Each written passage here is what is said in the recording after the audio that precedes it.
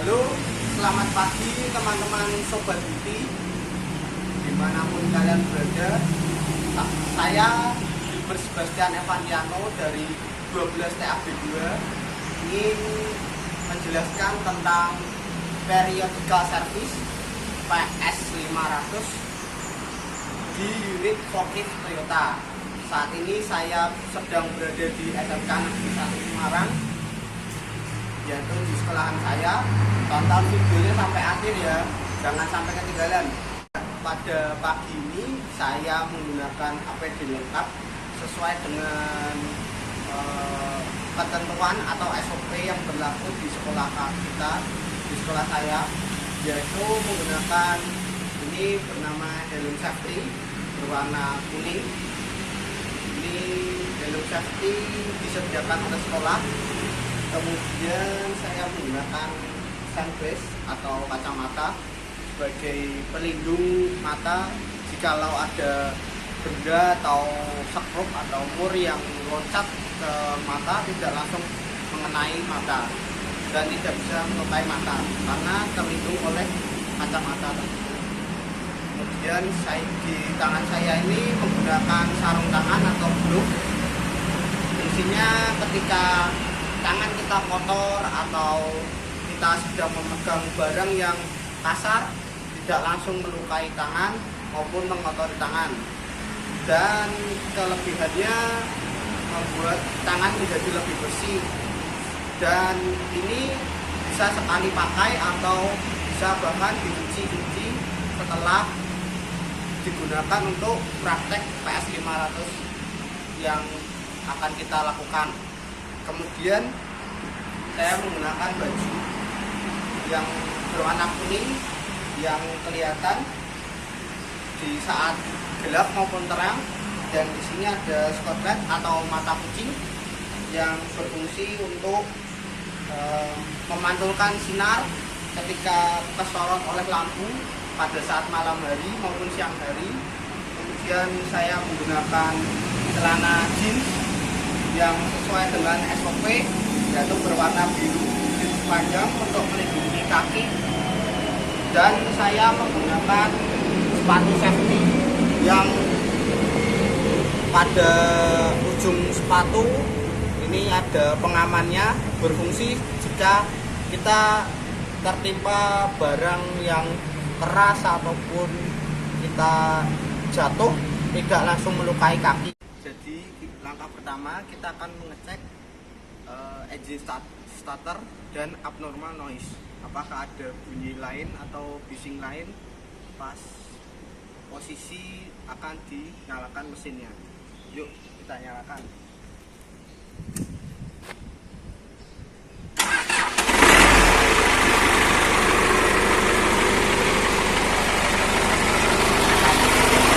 Nampak tidak ada bunyi lain pada saat di starter maupun kebisingan lainnya.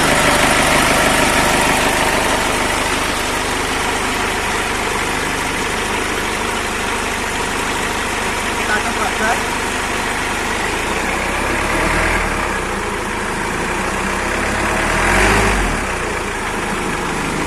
Tidak ada bunyi berisik lain, tandanya engine starter dan abnormal noise tidak ada.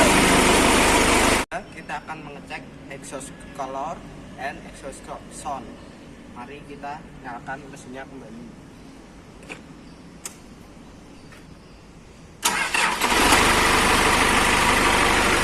Kita lihat warna pada exhaust apakah berwarna hitam atau berwarna keputihan.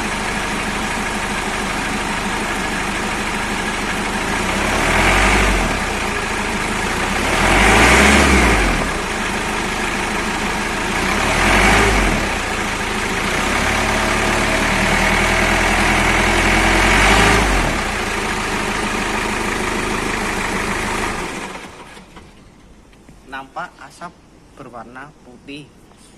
Itu disebabkan karena ada kebocoran oli pada ruang bakar, sehingga menyebabkan sisa gas buang ruang bakar bercampur dengan oli. Langkah ketiga, kita akan mengecek acceleration. Mari kita nyalakan kembali mesin forklift ini.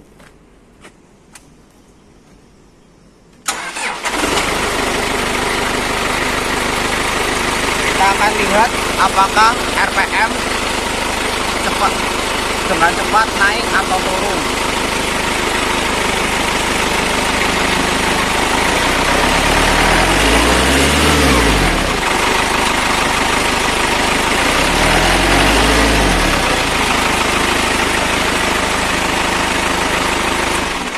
Nampak RPM berjalan dengan normal, yaitu saat kita injak gas dia naik dan saat kita lepas spontan dia turun. Namun RPM turun juga berjalan dengan normal, tidak langsung cepat turun RPM-nya. Biasanya kita akan mengecek idling system, yaitu RPM pada saat mesin dinyalakan. Mari kita lihat di dashboardnya dan kita nyalakan.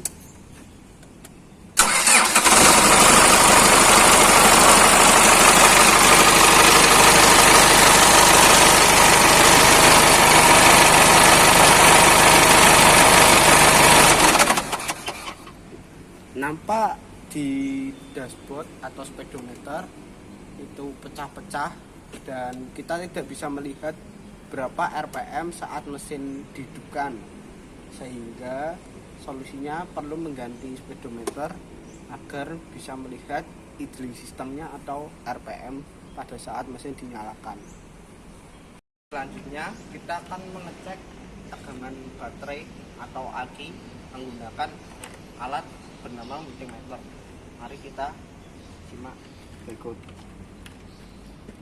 Langkah pertama, kita melakukan kalibrasi untuk mengukur apakah mulai dari 0. Nampak di sini jarum menunjukkan ke angka 0.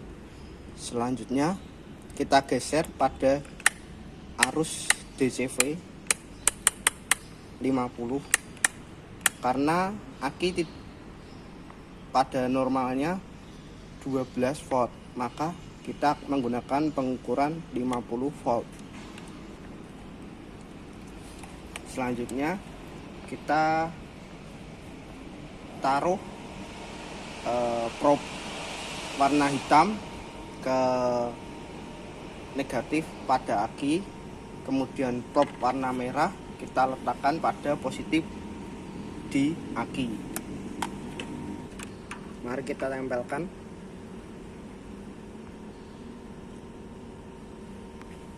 Dimasuki. Bisa dilihat bahwa aki berada pada 12 volt karena posisinya berada di 10, terus angka yang kecil ada 2, sehingga nampak aki normal yaitu 12 volt. Kemudian kita off-kan multimeter dan kita kembalikan probe seperti semula. Selanjutnya kita akan mengecek kotak terminal baterai, apakah ada kerusakan pada kotak terminal baterai atau aki. Mari kita lihat sama-sama. Nampak aki masih bersih dan tidak ada kerusakan apapun. Di kotak terminal baterai juga pada positif maupun negatif tidak ada lecet atau rusak akibat benda-benda kasar. Itu tandanya aki masih optimal dan masih layak untuk dipakai. Kita akan mengecek engine oil level, yaitu mengecek seberapa banyak kadar oli di dalam mesin. Langkah pertama, kita tarik dipstick ini keluar. Kemudian kita bersihkan dipstick dengan kain majun karena saya menggunakan glove atau sarung tangan, jadi saya membersihkannya menggunakan glove. Bisa dilihat di sebelah sini, ini adalah tingkat low dan tingkat full. Kita masukkan kembali dipsticknya agar kita bisa mengecek seberapa banyak oli di dalam ruang mesin. Kemudian kita tarik kembali dipstick ini dan kita lihat, ternyata oli masih banyak, yaitu mendekati full. Tandanya tidak perlu ditambahkan oli. Kita masukkan dan kita kembalikan seperti semula. Selanjutnya kita akan melakukan pengecekan, yaitu air cleaner atau filter udara. Kita buka bagian depannya menggunakan tangan. Jika keras, kita menggunakan tang. Ternyata bisa dibuka menggunakan tangan.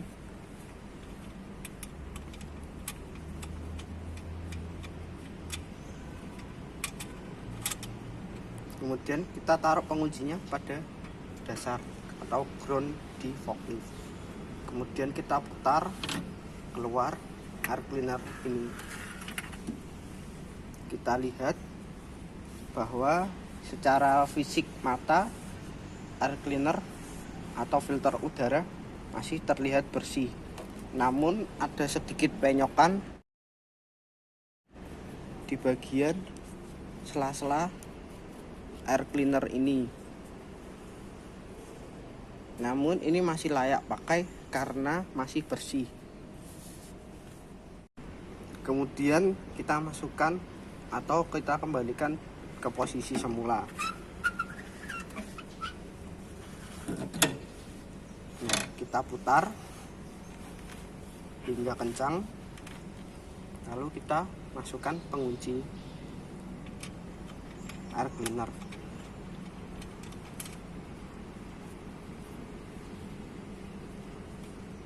Kita kencangkan agar tidak lepas kembali. Selanjutnya kita akan melihat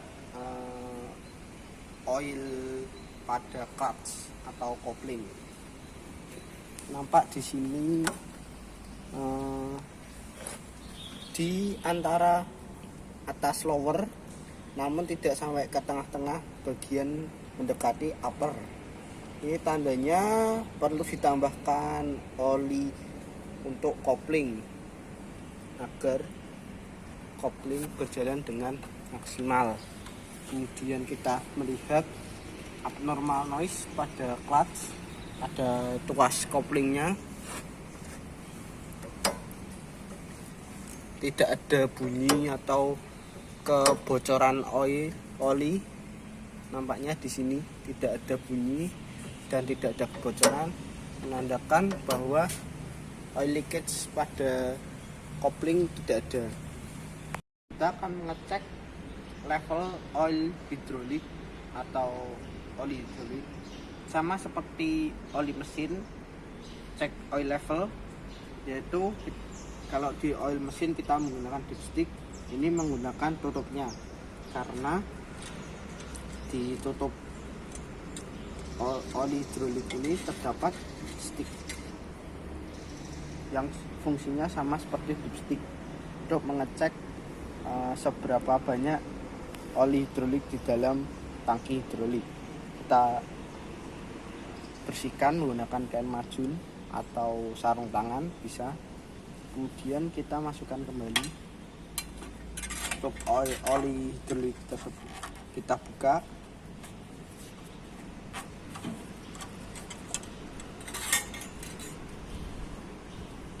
Dan kita lihat bahwa posisi oli hidrolik pada di 40 lebih. Itu tandanya oli hidrolik tidak terlalu full, juga tidak terlalu lower atau kurang. Kemudian kita akan mengecek fuel leakage dan fuel tank crack and damage. Fuel leakage yang pertama itu adalah kebocoran entah dari fuel tank atau dari fuel pump fuel filter atau dari fuel pump. Terlihat di sela-sela nozzle ini, selang nozzle menuju fuel pump dan menuju filter tidak ada kebocoran. Sebaliknya dari tangki bahan bakar atau sering disebut dengan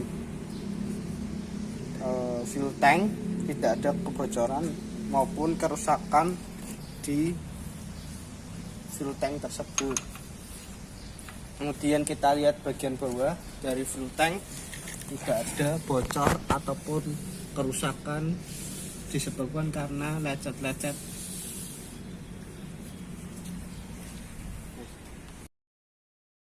Sekian untuk kali ini mengenai PS 500 di forklift Toyota. Saya ucapkan mohon maaf bila ada kesalahan dan kekurangan dari saya. Assalamualaikum warahmatullahi wabarakatuh. Sampai berjumpa di video selanjutnya. Goodbye.